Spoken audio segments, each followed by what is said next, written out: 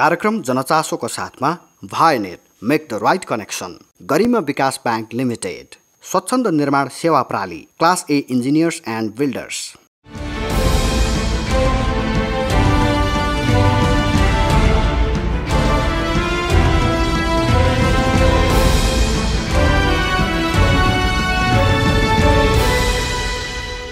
दर्शकवृन्द नमस्कार। कार्यक्रम जनचासोको अर्को नयाँ श्रृङ्खलामा यहाँलाई हार्दिक स्वागत छ।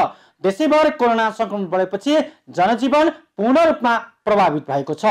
उपत्यकाका तीनै जिल्लामा संक्रमण दर दिन प्रतिदिन बढिरहेको छ। सरकारले जारी गरेका स्वास्थ्य सुरक्षा सम्बन्धी मापदण्ड पूर्ण रूपमा पालना गर्ने जिम्मेवारी आम नागरिकको पनि हो। यो अवस्थामा तपाई हामी सबै सतर्क हौं, संयम रहौं, आफू बाँचौं र अरूलाई पनि बचाउँ। समसामयिक चासो, चिन्तन र सरकारका विषयमा केन्द्रित हुने कार्यक्रम जनचासोको आजको श्रृङ्खलामा विपद सम्बन्धी तयार पारेको विशेष सामग्री प्रस्तुत गर्दैछौँ। दर्शकबिन, बाढी, पहिरो, चट्याङ तथा डुबान जस्ता विपदका कारण वर्षेनी समय व्यक्तिको ज्यान जाने क्रम रोकिएको छैन भने त्यसले पार्ने भौतिक संरचनाको क्षति अमूल्य छ। अब हेरौँ यो रिपोर्ट। बाढी, पहिरो तथा भूकम्प जस्ता प्राकृतिक प्रकोपबाट नेपाल उच्च जोखिममा रहेको मुलुक हो। भूकम्पीय जोखिमका दृष्टिले विश्वमा 11औं स्थानमा रहेको नेपाल अन्य विपत्तिको जोखिमका आधारमा 16औं स्थानमा रहेको छ। भारतीय र युरोसियन जमिन एक आपसमा ठोकिएको भूभागमाथि अवस्थित रहेको नेपालमा जतिबेला पनि ठूला भूकम्पको जोखिम कायमै रहेको विभिन्न अध्ययनले देखाएका छन्। बाढी, पहिरो, चट्याङ तथा डुबान जस्ता विपदका कारण वर्षेनी सयौं मानिसको ज्यान जाने क्रम रोकिएको छैन भने त्यसले पार्ने भौतिक संरचनाको क्षति अमूल्य छ। वर्षेनी दोहोरिरहने विपदका कारण ठूलो जनधनको क्षति भइरहे पनि नेपालमा जोखिम न्यूनीकरणको क्षेत्रमा पर्याप्त काम हुन सकेको छैन। यस क्षेत्रमा काम गर्नका लागि विभिन्न निकाय गठन गरिए पनि प्रभावकारी समन्वय र कार्यान्वयन नहुँदा जोखिम न्यूनीकरणतर्फ उल्लेख्य काम हुन नसकेको हो। यसै अवस्थालाई मध्यनजर गर्दै सबै प्रकारका विपदको जोखिम न्यूनीकरण तथा व्यवस्थापनलाई एकीकृत रूपमा काम गर्न सरकारले राष्ट्रिय विपद जोखिम न्यूनीकरण तथा व्यवस्थापन प्राधिकरण गठन गरेको छ। हामीहरूको गर्नुपर्ने जोखिम न्यूनीकरणको काम र त्यो सँगसँगै घटनाहरू घटे पछाडिको जुन व्यवस्थापन गर्नुपर्ने हुन्छ, उद्धार, राहत, पुनर्स्थापना तथा पुनर्निर्माणको जुन कामहरू गर्नुपर्नेछ त्यो एक्लै गरेर सम्भव छैन। यसलाई सबै मन्त्रालय, सबै यसको स्थानीय सरकार, सँगसँगै प्रादेशिक सरकारहरू र त्यसको अलावा हामीहरूको निजी क्षेत्र, मिडियाकर्मीहरू र यसको लागि सहयोग गर्ने दात्री समुदायहरू, एनजिओज, आइएनजिओहरूसँगको एकीकृत प्रयासले मात्र यो चाहिँ सम्भव हुन्छ भनेर हामीहरूको यसको संसदले नै यसको कानुन यो चाहिँ जरुरी छ। यसलाई एकदमै हाम्रो राज्यको प्राथमिकतामा राखौँ र यसलाई सबैको समग्र प्रयासबाट यसलाई अगाडि लिएर जान सकिन्छ। यसलाई कोअर्डिनेट गर्ने, यसलाई संयोजन गर्ने एउटा व्यवस्था, पर्मानेन्ट व्यवस्था एउटा बनाम, त्यसलाई चाहिँ प्राधिकरणबाट यसलाई सुरुवात गरियो। यसको कार्यकारी समितिमा माननीय गृहमन्त्रीज्यूको अध्यक्षतामा कार्यकारी समिति छ। सबै मन्त्रालयहरू, यसको निजी क्षेत्र, यसका रेड क्रस लगायत अन्य संस्थाहरू त्यसको सदस्यहरू हुन्छन्। तर यसको पनि अझै माथि यसको नीतिगत व्यवस्थाहरू गर्नको लागि माननीय प्रधानमन्त्रीज्यूको अध्यक्षतामा सबै मन्त्रीज्यूहरू, विपक्षी दलको नेताज्यू, त्यो सँगसँगै हामीहरूको सुरक्षा संयन्त्रहरू लगायत यसरी हामीहरूको परिकल्पना गरेर यो ऐनद्वारा यो प्राधिकरणको स्थापना भएको हो। यसले मुख्य गरी नेपालका विपदको लागि पूर्व तयारी गर्ने, जोखिम न्यूनीकरण गर्ने, विपद पश्चातपछि भएका घटनाहरूको लागि पुनर्स्थापना, पुनर्निर्माण सबै काम गर्नेको संयोजन गर्ने हिसाबबाट यसलाई त्यसरी स्थापना गरिएको हो। बढ्दो जनसङ्ख्या, शहरीकरण, जोखिमयुक्त ठाउँमा विकास, आर्थिक दुर्बलता, वातावरणीय विनाश, जलवायु परिवर्तन लगायतका कारणले विपदका घटना बढिरहेका छन्। विकासको नाममा जथाभावी सडक तथा भौतिक संरचना निर्माण, बढ्दो खोला नदीको अतिक्रमण तथा जोखिमको ख्याल नगरिकन गरिने गतिविधिले बाढी, पहिरो तथा डुबानका घटनाबाट ठूलो क्षति भइरहेको छ। यस्ता प्राकृतिक तथा मानव निर्मित विपदको जोखिम न्यूनीकरण तथा व्यवस्थापनका लागि गठन भएको प्राधिकरणले अहिलेसम्म के कस्ता काम गरिरहेको छ त? यो संस्था बन्ने बित्तिकै तुरुन्तै तपाईको एकदम 4-6 महिनामै यो जोखिम घटिहाल्छ भन्ने होइन। त्यो घटाउनको लागि त हामीहरूको यसको लागि चाहिने नीतिगत निर्णयहरू जुन गर्ने, यसको कार्यविधिहरू बनाउने कामहरू होइन, त्यो कामहरू अहिले हामीहरू अहिले जुन बनाइरहेछौँ, अहिले केही नभए पनि हामीको आधा दर्जन जति काम कारबाहीहरू हामीले अगाडि बढायौँ। त्यो सँगसँगै हामीहरूले विपद जोखिम घटाउनको लागि वित्तीय लगानीमै कसरी हामीहरूले यो चिज चेन्ज लिएर आउन सक्छौँ भनेर डिजास्टर रिस्क फाइनेन्सिङको स्ट्राटेजी हामीले तयार पार्यौँ, रणनीति तयार पार्यौँ। त्यो रणनीतिले हामीहरूलाई हरेक घरहरूले नै बिमा जस्ता विभिन्न विकल्पहरू प्रयोग गरेर हामीले त्यसरी जोखिमलाई हामी कसरी भार अर्ध पनि वहन गर्न सक्ने हिसाबबाट माध्यमबाट जान सक्छौँ भन्ने खालका नीतिगत निर्णयहरू, यसको दूरगामी प्रभाव पर्ने कुराहरू हामीले अहिले यो छोटो समयमा नै हामीले गऱ्यौँ। तर यो भन्दैमा यति मात्र पर्याप्त हुँदैन। हाम्रो संरचना हामीहरूको यो पारित हुने बित्तिकै यसका स्टाफिङहरू कम्प्लिट हुन्छ। अहिले हामी 400 जनाले मात्र हामीले यो काम कारबाहीहरू धानिरहेछौँ। यस लगायत हामीहरूको गृह मन्त्रालयको टोली लगायत अन्य मन्त्रालयहरूले पनि हामीले यो गरिरहेछौँ। यसलाई अझै द्रुत हिसाबबाट र अझै प्रभावकारी हिसाबबाट यसको संस्थागत संरचना आउने बित्तिकै र यसमा पाउने तालिमहरू योहरू भइसकेको अवस्थामा यसले निकै पनि प्रभावकारी हिसाबबाट अगाडि जान सक्छ। अहिले नै केही उदाहरणहरू जस्तो हामीहरूले जुन मान्छेहरूको ज्यानहरू बचाउनलाई यसको पूर्व सूचना प्रणालीहरूमा जुन प्रभावकारिता लिएर आउनुपर्ने कामहरू भयो, यसलाई इम्प्याक्ट बेस्ड फोरकास्टिङ भनेर जुन भन्छौँ, हाम्रो डिजास्टर फाइनेन्सिङ सँगसँगै यस्ता खालका टुलहरू, यसका प्रविधिहरू, त्यस्तो चिजहरू नेपालमा भित्राएर हामीले यसका जोखिमहरू कम गराउन सक्छौँ। पक्कै पनि समय लाग्छ होइन, तपाईँको 2-4 वर्ष लाग्छ। तर 2-4 वर्षमै हामीहरूको प्राधिकरण गठन भइसके पछाडि निश्चय पनि हामीहरूले यसलाई यसका जुन जोखिम र यसबाट जुन घट्ने घटनाहरू त्यसलाई घटाउने हिसाबबाट हामीहरू त्यसरी काम गरिरहेका छौँ। मेपल क्राफ्टको जलवायु परिवर्तन जोखिममा रहेकाहरूको सूचीमा नेपाल चौथो सबैभन्दा जोखिममा रहेको मुलुक हो। जलवायु परिवर्तनका असरहरूबाट पनि उच्च जोखिममा रहेको नेपालमा तापक्रम बढ्दै जाँदा अनियमित रूपमा अतिवृष्टि हुन थालेको छ। जलवायु परिवर्तनका कारण खडेरी, बाढी तथा प्रतिकूल मौसम आइपर्नु जस्ता प्राकृतिक प्रकोपहरूको सम्भावना बढ्दै जान्छ। फलस्वरूप महामारी र सुक्खापन फैलनुका साथै समुदायको जनजीवन र कृषि उत्पादनमा प्रतिकूल असर पर्दछ। यस्तो अवस्थामा जोखिम न्यूनीकरण तथा विपद व्यवस्थापनको क्षेत्रमा नेपाल कानूनी रूपमा बलियो भए पनि कार्यान्वयन फितलो हुँदा समस्या भइरहेको विज्ञहरू बताउँछन्। सबभन्दा पहिला त हामीले ऐन अथवा नियम कानुन बनाउँदैमा हाम्रो समस्या समाधान हुन्छ भन्ने जुन सोचाइ छ त्यो गलत हो। ऐन कानुन त हामीले कार्यान्वयनको लागि बनाएको हो नि त। जबसम्म हामीले त्यसलाई व्यवहारमा उतार्दैनौँ, त्यसका सबल पक्षलाई चाहिँ अझै अगाडि लैजाने, त्यसका भए कमजोरीलाई सुधार्ने पक्ष हामी काम गर्दैनौँ, तबसम्म हामी अगाडि नै बढ्न सक्छौँ। त्यो एउटा कुरा छ। अर्को चाहिँ विपद जोखिम न्यूनीकरण भनेको 1 वर्ष चाहिँ लगानी गरेर हुने कुरा होइन। यो चाहिँ हामी कहाँ विकासको एउटा अभिन्नको रूपमा निरन्तरता दिनु जरुरी छ, जुन अहिलेसम्म हामीले दिन सकिरहेको छैनौँ होइन। उदाहरणलाई तपाईँलाई भनौँ, कुन सालमा कति पैसा हामीले विपदमा खर्च गर्यौँ, अब आउने दिनमा कति खर्च गर्नुपर्छ भनेको हामीमा कुनै लेखाजोखा नै छैन।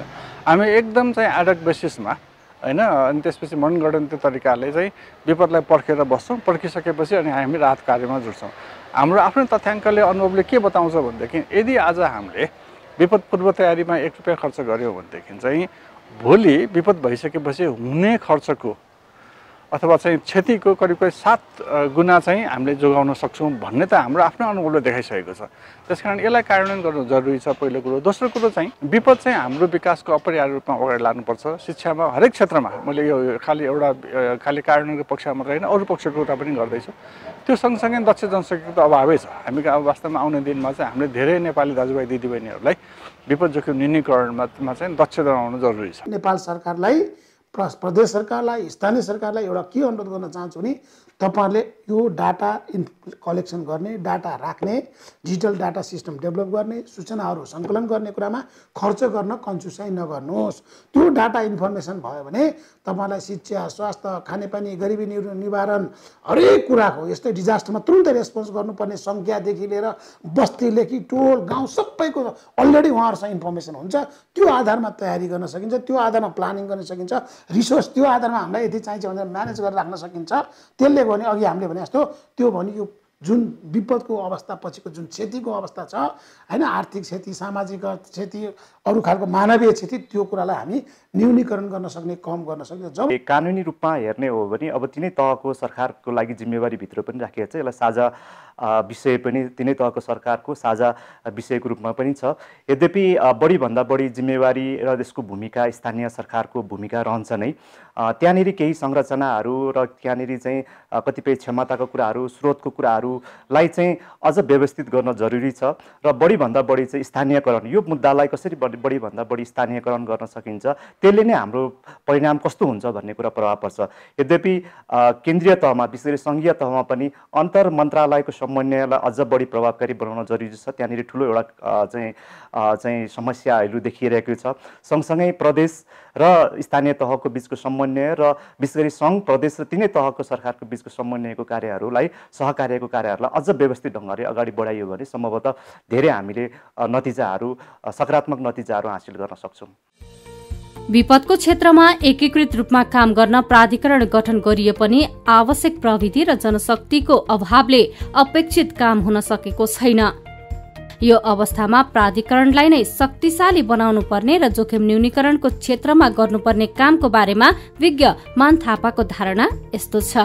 भर्खरै हामीले प्राधिकरण बनाइसकेका छौँ। त्यसलाई अब वास्तवमा के छ भने अहिले त्यसलाई अझै बलियो बनाउने, अधिकार सम्पन्न बनाउने, बलियो बनाउने, समष्टिगत सबै हाम्रो ऐन कानुनले दिएको अनुसारका विपदहरूलाई हेर्ने बनाउन सक्यौँ भनेदेखि चाहिँ हामी पक्कै पनि अलिकति अगाडि बढ्न सक्छौँ। तर कुरो बुझाइमा के छ भनेदेखि वास्तवमा हाम्रो जस्तो परिवेशमा जहाँ यति धेरै जनसङ्ख्या हरेक वर्ष विपदका कारणले मृत्यु हुने गरेको छ र नयाँ चाहिँ किसिमका विपदहरू हामी कहाँ हरेक वर्ष आउने गरेको छ, यी सबैले हेर्दाखेरि चाहिँ अब विकासमा विपदलाई एउटा अभिन्न रूपमा नलैकन हामीलाई सुख नै छैन। विपद निम्तने बित्तिकै भद्रगोल तरिकाले व्यवस्थापनतर्फ लाग्ने प्रचलन रहे पनि जोखिम न्यूनीकरणको क्षेत्रमा कुनै काम हुन नसक्नु र यति संवेदनशील विषयमा समेत दलीय एजेन्डा नबन्नु सबैभन्दा दुर्भाग्य भएको रञ्जन दाहालको तर्क छ। अझै पनि हाम्रो राजनीति प्रणालीमा हामीले विपद जोखिम न्यूनीकरण र व्यवस्थापनलाई प्रमुख पाटोको रूपमा राख्नुपर्छ भनेर हामीले पोलिटिसियनहरूलाई बुझाउन सकेका छैनौँ। यो एउटा सबभन्दा ठुलो, त्यो पनि मेरै गल्ती हो भन्छु कि अरूलाई गल्ती मैले किन भन्ने, किनभने हामी विज्ञहरूले यो कुरा बुझाउन सक्नु पर्थ्यो। हामीले धेरै प्रयास पनि गरिरहेका छौँ, तर धेरै अरू धेरै लुकेका कुराहरू त्यहाँ आइदिँदो रहेछन्। त्यहाँ पोलिटिकल थिङ्किङहरू अथवा त्यहाँ तपाईँको आफ्नै किसिमको राजनीतिक स्वार्थहरू आइदिँदो रहेछन्, जसले गर्दा हामीले पोलिटिसियनहरूलाई अथवा राजनीतिज्ञहरूलाई जतिसुकै कुरा बुझाए पनि विपदको बेलामा अथवा विपदभन्दा अगाडि उहाँहरूले गर्नुपर्ने दायित्वहरू गर्न सक्नुहुन्न अथवा कुनै कारणले त्यो कुरा हुँदैन। अनि त्यसपछि हुन्छ के त भन्दा अब विज्ञले कुरो बुझेर जति पनि अहिले काम गरिरहनुभएका साथीहरू हुन्छ उहाँहरू सबैमा एउटा ठुलो चाहिँ भित्रदेखि एउटा फ्रस्ट्रेसन भनौँ, एक किसिमको चाहिँ कामप्रति चाहिँ त्यो अब यस्तो काम के गर्नु भन्ने खालको फिलिङ उहाँहरूलाई आइसकेको छ। त्यो प्रमुख कारण के हो त भन्दा पोलिटिकल सिस्टमले यो कुरालाई बुझ्नै सकेन। न तपाईँको पक्षवाला पार्टी, सरकारी पक्षवाला पार्टी भनौँ अथवा विपक्षीवाला पार्टी भनौँ, कसैले पनि बुझेका छैनन् र कसैले पनि हेरौँ अहिलेसम्म कुनै पार्टीको प्रमुख एजेन्डाको रूपमा विपद जोखिम व्यवस्थापन र न्यूनीकरण र व्यवस्थापन गर्ने काम चाहिँ कुनै पनि पार्टीको पोलिटिकल एजेन्डामा छैन। हेर्नुहोस्, प्रमुख पोलिटिकल एजेन्डै छैन। हामी यो बनाउँछौँ त्यो बनाउँछौँ भन्ने चाहिँ सबैजना भन्नुहुन्छ। हामी रेल पानी जहाज कुराहरू गर्छौँ, तर हामी सँगसँगै के भने हामीले विपद जोखिम न्यूनीकरण र व्यवस्थापन नगरिकन हाम्रो जस्तो देशमा जहाँ हिमालय छ, जहाँ एकदमै तरुनो पहाड छ, यस्तो ठाउँहरूमा चाहिँ हामीले डेभलपमेन्टका एक्टिभिटीहरू गर्दाखेरि प्रमुख पाटोको रूपमा हामीले प्राकृतिक र गैर प्राकृतिक विपद व्यवस्थापनमा हामी पहिला काम नगरिकन हामी अगाडि बढ्न सक्दैनौँ भन्ने कुरा नबुझुन्जेलसम्म यस्तै हुनेवाला छ।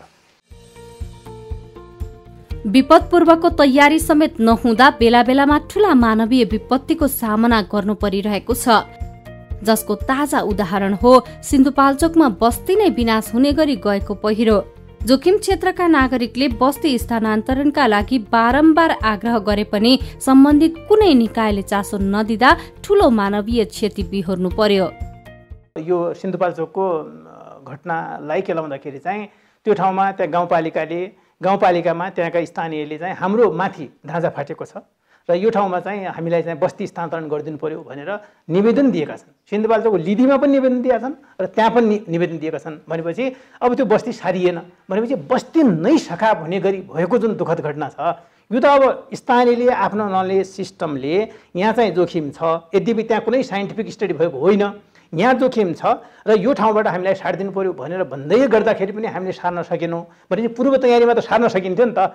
यद्यपि घरको क्षति हुन्थ्यो, अरू कुरा हुन्थ्यो, मानवीय क्षति हुँदैन थियो भनेपछि त पुरै गाउँ नै सखाप हुने गरी चाहिँ जुन क्षति भएको छ त्यो चाहिँ हाम्रो लागि निकै नै ठुलो चाहिँ अभिशाप भन्नुपर्छ। पूर्व तयारी चाहिँ नगरेको कारणले गर्दाखेरि भएको क्षति।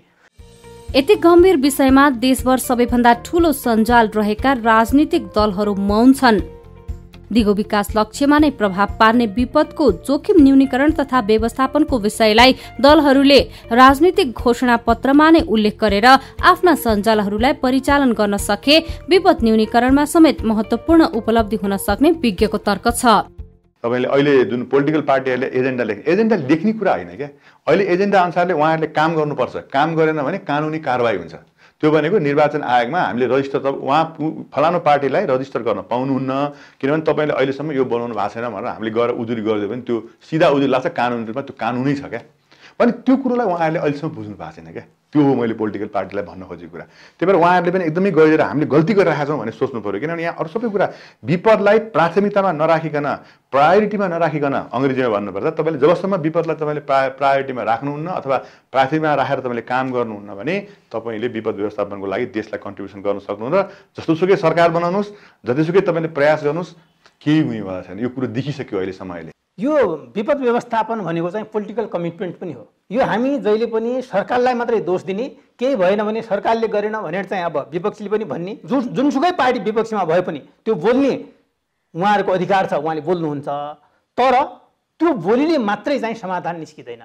त्यसको लागि पोलिटिकल कमिटमेन्ट भनेको पोलिटिकल पार्टीको चाहिँ नेटवर्क सबैभन्दा बलियो नेटवर्क हो र त्यो गाउँघरसम्म फैलिएको छ भनेपछि उनीहरूले चाहिँ आफ्नो सिस्टम, जसरी चाहिँ यो विभिन्न विभागहरू चाहिँ गठन गर्छन्, उहाँहरूले यो सङ्गठन विभाग भन्छन्, अरू विभाग भन्छन्, यो विपद व्यवस्थापनको पनि विभाग प्रत्येक पार्टीले चाहिँ बनाउने र त्यो विभागलाई चाहिँ गाउँ स्तरसम्म चाहिँ लैजाने र त्यसको निर्दिष्ट चाहिँ भूमिका पनि पार्टीले खेल्ने र त्यसलाई चाहिँ तपाईँको यो पोलिटिकल पार्टीसँग सम्बन्धित जुन ऐन छ त्यो ऐनमा पनि त्यो कुरा समावेश गरेर पोलिटिकल क्याडरहरूलाई चाहिँ परिचालन गर्ने पहिलो काम यति गर्न सक्यौँ भनेपछि विपदमा धेरै कुरा हामी चाहिँ विपद व्यवस्थापन तथा न्यूनीकरणमा एउटा फड्को मार्न सक्छौँ भन्ने चाहिँ एउटा मेरो मैले राखेँ। र त्यो पोलिटिकल कमिटमेन्ट हुनैपर्छ र प्रत्येक पोलिटिकल पार्टीले विपद व्यवस्थापन र विपद न्यूनीकरण, जलवायु परिवर्तनको चाहिँ जुन असर छ त्यसलाई चाहिँ न्यूनीकरण गर्नको लागि अब चाहिँ भाषणले मात्रै हुँदैन, यसलाई चाहिँ आफ्नो एउटा अभिन्न अङ्गको रूपमा आफ्नो मेनिफेस्टोमा समावेश गरेर आफ्नो गाउँ स्तरसम्म पुगायो भनेपछि मात्रै उहाँहरूले त्यो मेनिफेस्टो पालना भएन भनेपछि सत्तामा हुँदा सत्ताले त्यसलाई चाहिँ रियलाइजेसन गर्छ, प्रतिपक्षले चाहिँ किन भएन भनेर क्वेसन त्यति बेला गर्न पाउँछ। तर सरकारलाई मात्रै दोष दिने र आफू चाहिँ पन्छिने काम चाहिँ गरियो भने यो विपद व्यवस्थापन चाहिँ त्यति सजिलोसँग हुनेवाला छैन र यसले प्रत्येक वर्ष जीवधनको नाश हुन्छ। जीवधनको क्षति हुनु भनेको चाहिँ एउटा हाम्रो स्किल गुम्नु हो, एउटा हाम्रो चाहिँ सम्पत्ति गुम्नु हो भनेपछि हाम्रो डेभलपमेन्टको चाहिँ परिक्याप्टा भन्दा क्षतिको परिक्याप्टा बढ्नु भनेको चाहिँ देशलाई चाहिँ तपाईँको गरिबतिर धकेल्नु हो। पूर्व तयारी तथा जोखिम न्यूनीकरणका लागि स्वयंसेवक निर्माण गर्ने, सम्बन्धित निकाय बीचको प्रभावकारी समन्वय र कार्यान्वयन हुनुपर्ने, निजी क्षेत्रको सहभागितालाई बढावा दिनुपर्ने तथा नागरिक स्तरमा समेत सचेतना वृद्धि गर्न सके क्षतिक्रम गर्न सकिने यसै क्षेत्रमा लामो अनुभव भएका विज्ञहरूको सुझाव छ। आज हरेक गाउँपालिका नगरपालिकाले आफ्नो आर्थिक अवस्थाको कारण चाहिँ विपद व्यवस्थापन कोष भनेर रकम छुट्याउने काम गरेका छन्। त्यो राम्रो कुरा हो। हरेक नगरपालिका गाउँपालिका विपद व्यवस्थापन हुन्छ। अब त्यसलाई कसरी प्रभावकारी रूपमा परिचालन गर्ने, त्यो विपदको कोषको पैसै चलाउन नपरोस् न भोलि। किनभने मान्छे हताहत भएन, क्षति भएन भने त हामीले पैसा चलाउनु पर्दैन। त्यस कारण त्यो केमा खर्च गर्ने कुरामा पनि जोड दिन पर्यो भने पूर्व तयारी र जोखिम न्यूनीकरण गर्ने कुराहरू, गाउँ गाउँमा स्वयंसेवकहरू तयार गर्ने कुराहरू, स्वयंसेवक तयार गर्ने, तिनीहरूलाई ट्रेन गर्ने, त्यसपछि तत्काल केही पर्यो भने राहत वितरण गर्नको लागि होइन, उद्धारका सामग्री गर्नको लागि, सहयोग गर्नको लागि त्यस्ता सामानहरू चाहिँ स्टोरेजहरू गरेर राख्ने होइन।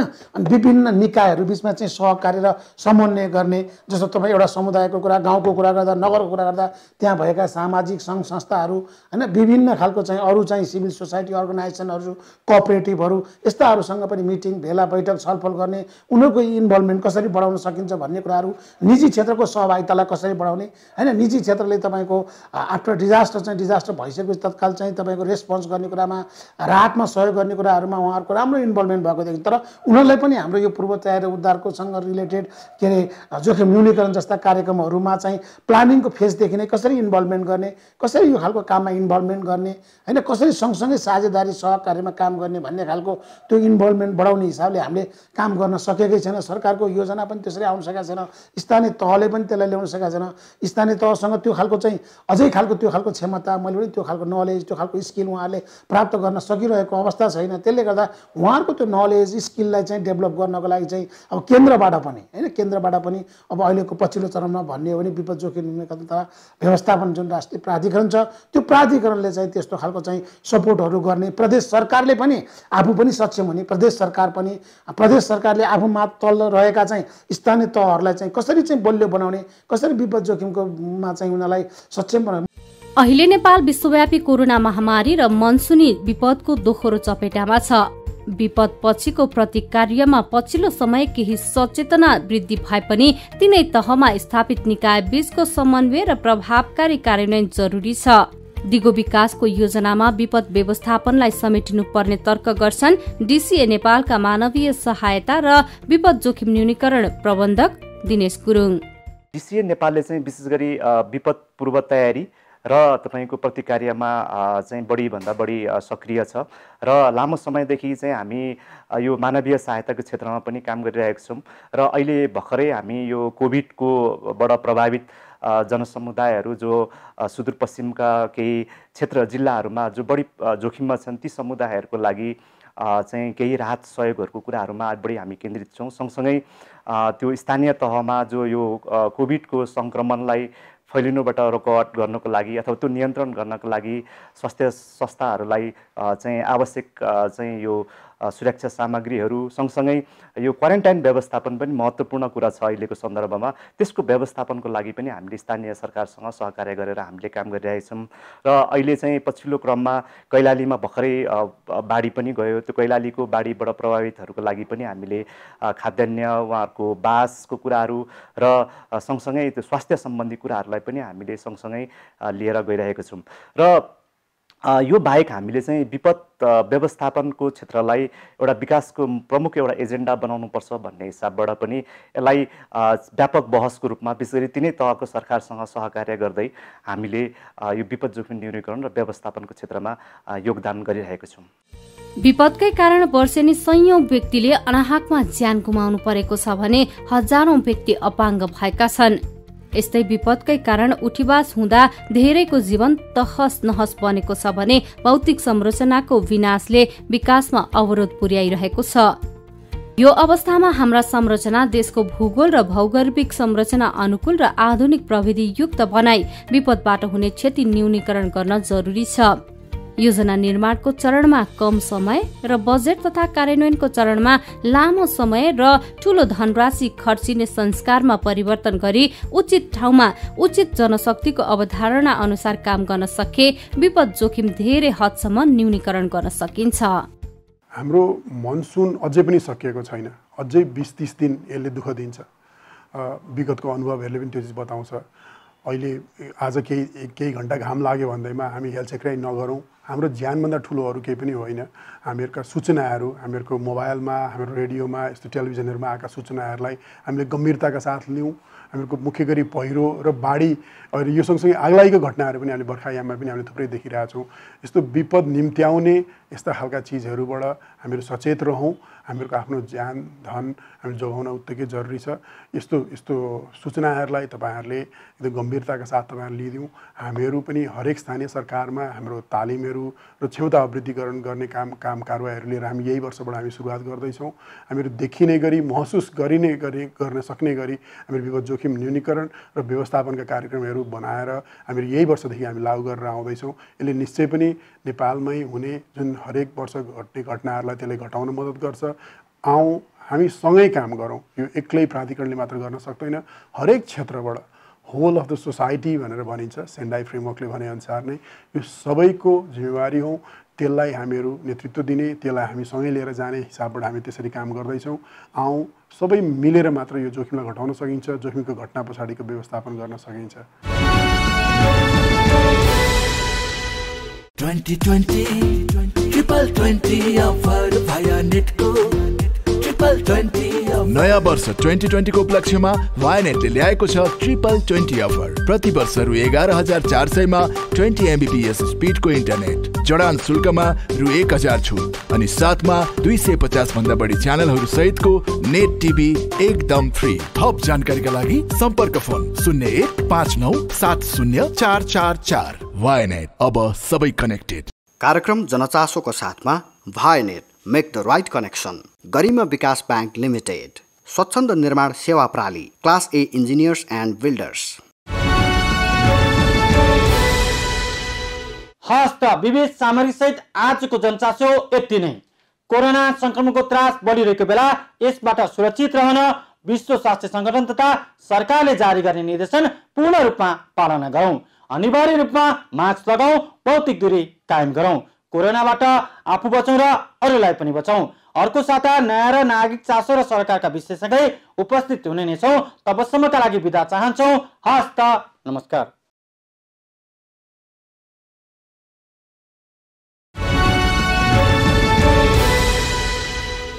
कार्यक्रम जनचासोको साथमा Vianet, make the right connection, Garima Bikas bank limited, Swachhanda Nirman Sewa प्राली, class A engineers and builders.